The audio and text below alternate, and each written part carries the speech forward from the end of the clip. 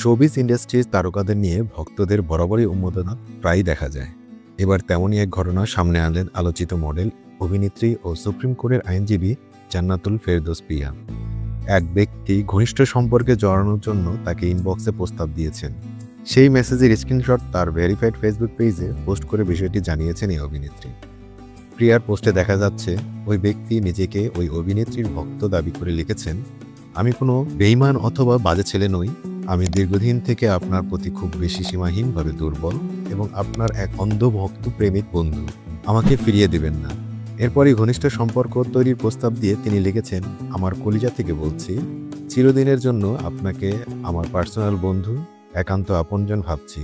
শুধু আপনার আর আমার মধ্যে ব্যক্তিগত ঘনিষ্ঠ সম্পর্ক তৈরি করতে চাই। আপনি আমি ছাড়া আমাদের গভীর প্রেমের বন্ধুত্বপূর্ণ সম্পর্ক পৃথিবীর কেউ জানবে না, আল্লাহর কসম। মডেল প্রিয়াকে ওই ব্যক্তি আরও লিখেছেন, প্রতিটি মুহূর্ত আপনার দিকে তাকিয়ে আছি। আশা করি বিশ্বাস করবেন। দয়া করে আপনার ফোন নম্বর, হোয়াটসঅ্যাপ নাম্বার দিন প্লিজ। মডেল প্রিয়া অবশ্যই এসব মেসেজের নির্দিষ্ট কোনো জবাব দেননি, তবে শেষ মেসেজের পর একটি ফোন নম্বর দিয়েছেন। এদিকে প্রিয়ার ওই পোস্ট নিয়ে ব্যাপক চর্চা হচ্ছে সোশ্যাল মিডিয়ায়।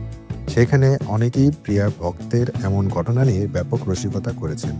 কেউ কেউ আবার লিখেছেন, কারো আবেগ নিয়ে এমনটা করা মোটেও ঠিক হয়নি।